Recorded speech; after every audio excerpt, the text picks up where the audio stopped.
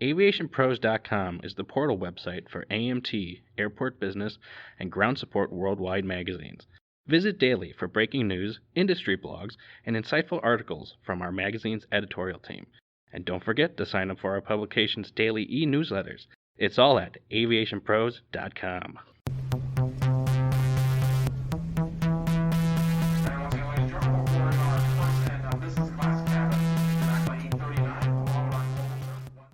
Hello, everyone, and welcome to another edition of the Aviation Pros podcast. I'm Joe Petrie, Editorial Director for the Endeavor Aviation Group.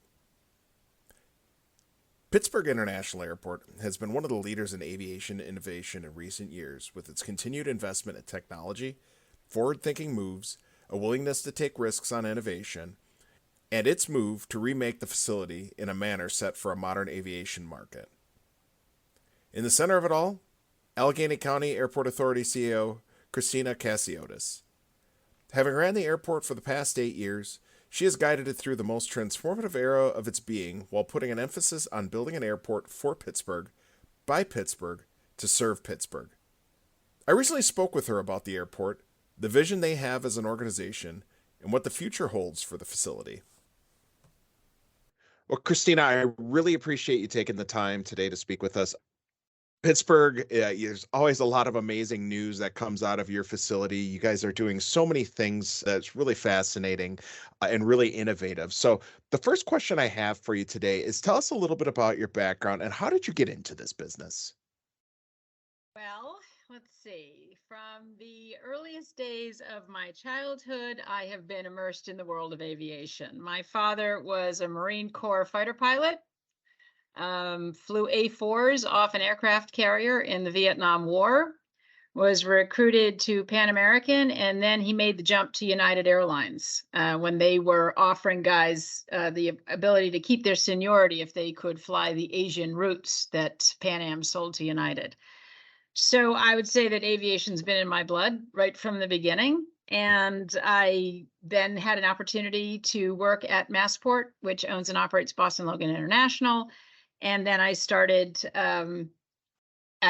consulting to airports around the world with a boutique consultancy, and then got a phone call that said, "What do you think about Pittsburgh?" And here I am, 8.5 years later. So there's a lot that's going on at your airport all the time. Tell me, what are some of the business challenges Pittsburgh's facing right now that you're trying to solve? Well, I would say that we're solving challenges related to travel, challenges related to the future of aviation. I am a firm believer that aviation needs to earn its right to grow. I believe that we have an obligation to let people know all the good work we've done to clean up and all the good work we are doing to do better as time goes on. And I actually think that here in Pittsburgh, we have an opportunity to actually lead the aviation industry in walking the path to a cleaner, greener economy and fuel future. And that's what we're working on today. With the natural resources we have here in Pittsburgh, natural gas, Carnegie Mellon, the University of Pittsburgh, right? Intellectual resources, natural resources, and quite frankly, just the innovation and grit of this community that has a manufacturing background. So we're putting all of that to work to figure out what we can do to help the industry do better. That's the big one. Then there's this whole idea of how does this industry overall innovate? Because I'm not sure it's always so great at that. So we're pushing on that. We hosted the first ever Aviation Robotics Summit here and invited leaders of the industry from around the world to come work with roboticists to solve problems for the industry, which was a huge success. We'll roll that out again next year. And we're testing lots and lots of technology and non-technology solutions that really help the passenger feel like we got you, right? How do we do better as an industry in taking care of people? Because I believe we're all in a people business. And I know that robotics has come up a few times with Pittsburgh. Why is that such an appealing thing that you're looking at as a solution to some of the challenges you have and for the industry as a whole? So my goal is to reflect and serve the community. And this is a community that, I mean, Pittsburgh is the robotics capital of the US, right? You've got Carnegie Mellon that spun out all of the, has been working on driverless car technology for 40, 50 years. So by the time though that group of 40 left Carnegie Mellon and went to work for Uber in December of 2013, Pittsburgh was already very well positioned as a robotics hub. And has been also in terms of AI, automation, et cetera. So we want to put that to work here at the airport. That's why, I mean, to me, it's like any resource. I want to make sure that we're taking advantage of the resources that are right here in the community, as opposed to having to import them. So we've got roboticists all over the place. There are 130 plus companies focused on robotics, automation, AI. So how can we put them to work for the, not only our airport, but for the industry writ large? And that's just, to me, it makes sense. We got a whole bunch of really smart people here. Why shouldn't we take advantage of that and work with them to better the industry and better the experience for people here, people who work here, people who travel through here.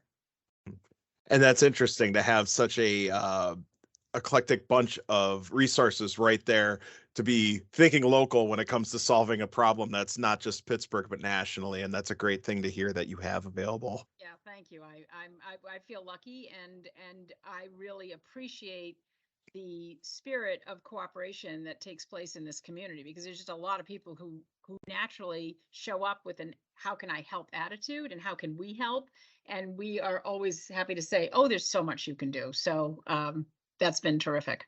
Now, Pittsburgh itself physically has also been undergoing changes, and one of them is your terminal modernization program. Tell us a little bit about the current status of where we're at with this program. Well, we're about halfway through building, and we're about to place the highest beam. The topping up should be within the next month. We are right behind me, which you cannot see because the sun is coming through. You can see the entire site. So we've got cranes out there. We have the roadway system almost finished. We're looking, the steel is going up quickly.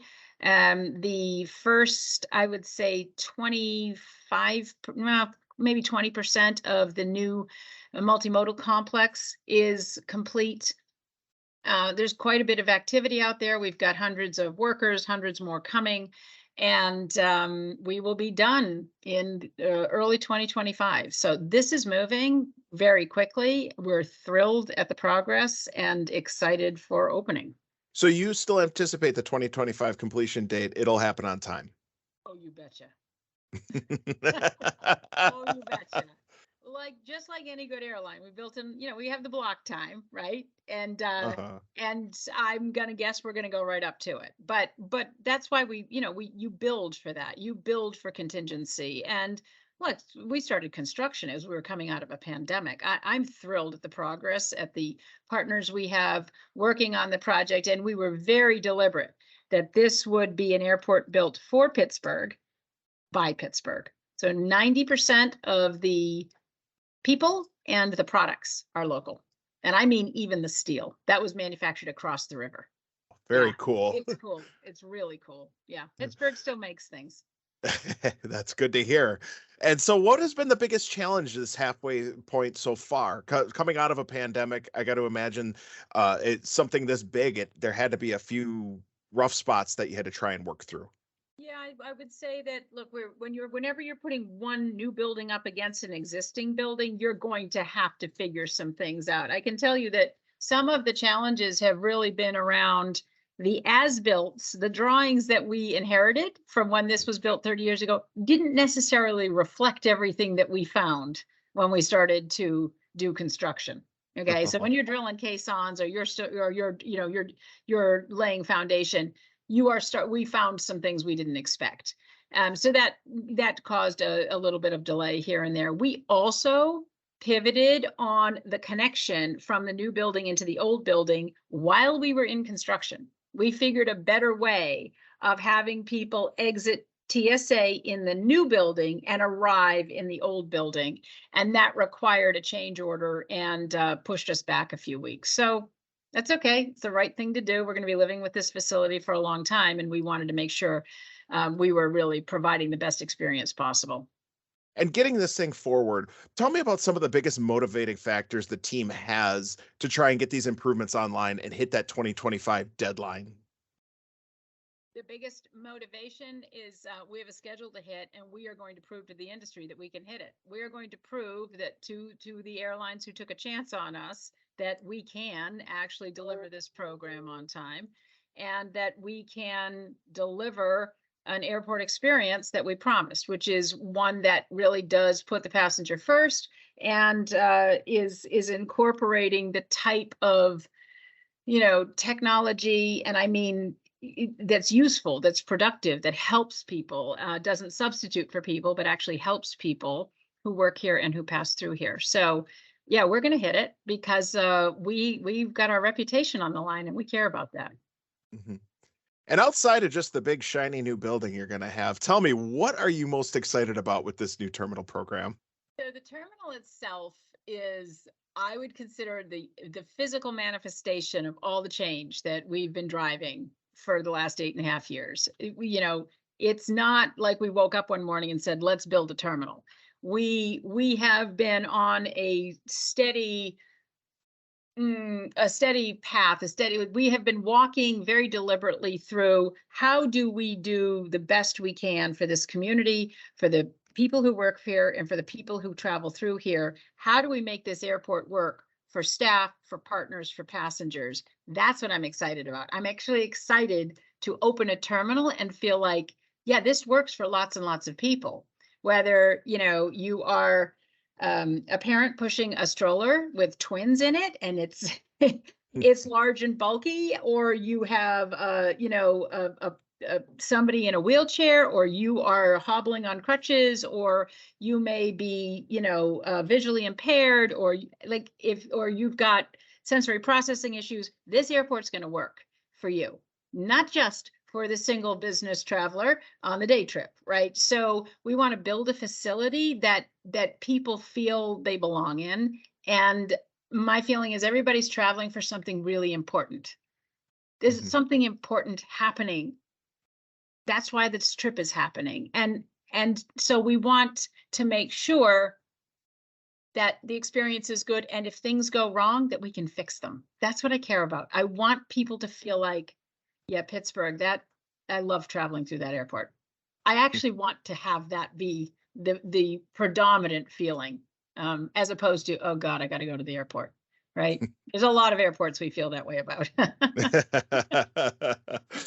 Yeah. And now we talked a little bit about the robotics before, and you're known as an airport that will take a chance on something new and a new technology. Why is this so important for your organization to be able to embrace? Because it's really important for us to embrace innovation, to lead in innovation, because we want people to understand that that's what Pittsburgh has always been. I think there are a lot of people, and I was one of them, that when they think of Pittsburgh, they don't think of it today. They think of it from somewhere between 1935 and 1965, or worse, when the steel industry collapsed in the U.S. So I was one of those people. I hadn't been to Pittsburgh much. I think I had been here once before I interviewed for the job. And I remember thinking, I'm not really sure that that's where I want to be. When I took the job, I said to my husband, look, we'll stay for 3 years. And it's been 8.5, because I didn't know all that this area and this region had to offer.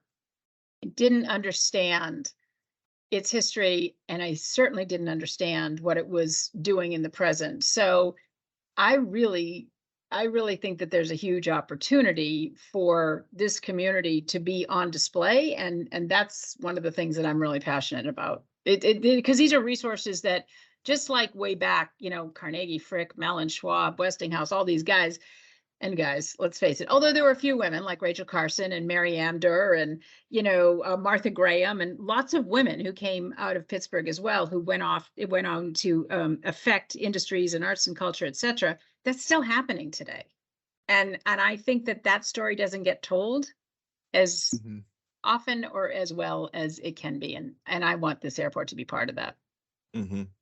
So, what have been some of the biggest successes that you guys have seen in terms of the new technologies that have been tested and put into operation? Well, there's lots of stuff that we're still testing. I mean, one of the things that we've done with the X Bridge, look, I always say it's not what happens, it's what you do with it. So US Airways leaves, goes bankrupt for like the third or 30th time, who can count? And eventually is not even an airline anymore. So one of the things they left us with is a whole lot of space. And we have taken 10,000 square feet of that space and turned it into what we call the X Bridge, which is actually an innovation center. We have two jet bridges connected because it's in the terminal, and we're testing not only technology but materials for the new terminal. So one of the things we brought somebody in from the startup community. One of the things we're really excited about is like Algenair. I don't know how much you know about that, but this is algae grown in sort of pipes, right? That can be actually reducing CO2 internally and producing more oxygen, air quality. I think that's cool. It got tested here and it looks like it's got applications that they never thought of for airports. And there's, I don't know, we had the automated floor scrubbers with the UVC light during the pandemic. We have non-technology Presley's Place. We're very proud about that. We've tested what do you call it? NavCog for the visually impaired with Carnegie Mellon. And now we're working with IAG, the parent of British Airways, Aer Lingus, and Iberia, to figure out what we can do for airlines. So there's more coming, and it's all going to happen because of the technology that we don't even know what it can do yet. So I don't know what the most exciting thing is yet because I haven't seen it, but the stuff that's happening so far is cool. That's great. So tell me then, I know like Pittsburgh, one of the things you guys have been early adopter for the airport industry, at least in the microgrid technology. And even last year, there's discussion about expanding what you have in place. What's driving your decision on this particular project and expansion? Yeah, so the reason we decided to move forward with the microgrid is because we saw what happened in Atlanta and in LAX. So when the airport goes down, it affects the system. Mhm. And I care a lot about resiliency and redundancy. I think we owe that to the traveling public. We happen to have natural gas literally right underneath our feet. So it just made sense. We went out to bid, and at no cost to us, in a public-private partnership, a 5 natural gas turbine microgrid was built and a 10-acre solar farm. So that's how we power our entire terminal facility. The whole thing is 100% on the microgrid. I think we're the only ones in the world. And then the grid is our backup. We cared about decarbonization. We've lowered our carbon footprint, right, by building this. We cared about resiliency and redundancy. We cared about lower costs. We've saved, I don't know, $2 million in energy costs in a year. It's a really good story. And so we want to expand it and see where else we can benefit any of the buildings on our property, and how we can increase the footprint of cleaner energy. As an airport that has one of these in place, do you see this as the future for in aviation? It's just one of those, the way we're going as a technology, microgrids are just going to have to be a part of the equation at some point in time. I think it's the right thing to do. I mean, when you look at how interconnected we are, if an airport goes down somewhere in the world, another airport is going to feel it, and passengers are going to be affected. So I think it's smart for people who have the space and the wherewithal to do this. I think it's responsible. And I think that we see hospitals with microgrids. We see lots of facilities that have resiliency and redundancy as part of what they need to maintain. We're looking at one for our advanced manufacturing campus that we have on site, Neighborhood 91, because that's metals manufacturing. And if you lose electricity, you've lost the print run. And when you're talking about metal printing, that's expensive. So we see lots of applications for these, but first and foremost, we're already seeing the benefits of it here in the terminal facility. Tell me a little bit about what is your favorite part of being an airport director? Oh man, how do you pick? I love my job. I really love what I get to do. And I'm surprised because it's not like it was on my bingo card. I did not grow up thinking this is something I wanted to do with my life. What do I love? I love seeing how things work. I love the industry. I love to fly. I like seeing what's my favorite thing is watching the planes take off and land every day outside of my window. What do you think is the biggest misunderstanding people have about the role of an airport director? Oh my God, they don't even know what one does. I met with a contractor the other day. I like to meet with the CEOs of all of the firms that are working outside on that project. And one of these guys, a fantastic guy, he said, "So, like, what do you guys do? I mean, I thought the airlines ran this place." I think there's a lot of misunderstandings about what airport management does. And I think that's pretty common, as a matter of fact. I think one of the big misunderstandings is that airports are actually run by a separate team. That's what I would tell you. In your career, what accomplishment are you most proud of so far? Well, it's here. I mean, the accomplishment I'm most proud of is the team that we've built here in Pittsburgh, and the team we've attracted, the team we've retained, the people who have come through here and gone on to do other great things. I'm really most proud of the culture that we've built intentionally. It's not the one I walked into, I can tell you that. So, what is it that motivates you to excel in this industry? I actually believe that aviation is the key to world peace.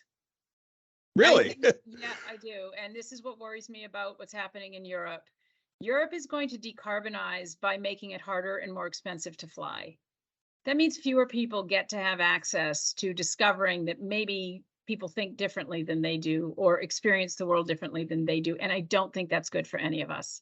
I think that coffee beans don't grow in Idaho, and I need cargo to land, and you need planes to do that efficiently so they don't rot, on a sea journey. So I would say that, look, I believe in aviation, and I believe that, like we saw with the Icelandic volcano when it shut air travel down in Europe, it matters that people can get from point A to point B on a plane. And I want it to be sustainable, and I want it to be something that lots of people can enjoy. What do you want your legacy to be in the industry someday when it's all said and done? My legacy to be that we did things here in Pittsburgh that nobody thought we could do, and we did them well, and other people said, let's do that too. Whether that's in accessibility and sustainability and innovation, I want to impact the industry, and I want people to know that it happened in coming from out of Pittsburgh. Well, you're certainly on your way to accomplishing that. That's for sure. Well, thank you. I'm very flattered that you said that, and thank you for letting me talk to you about this stuff. I really love doing it. Thanks for listening to today's podcast. Visit AviationPros.com for all the latest innovations on airport improvement projects, and subscribe to Airport Business, the publication airport leaders turn to more than anyone else. I'm Joe Petrie. We'll catch you next time.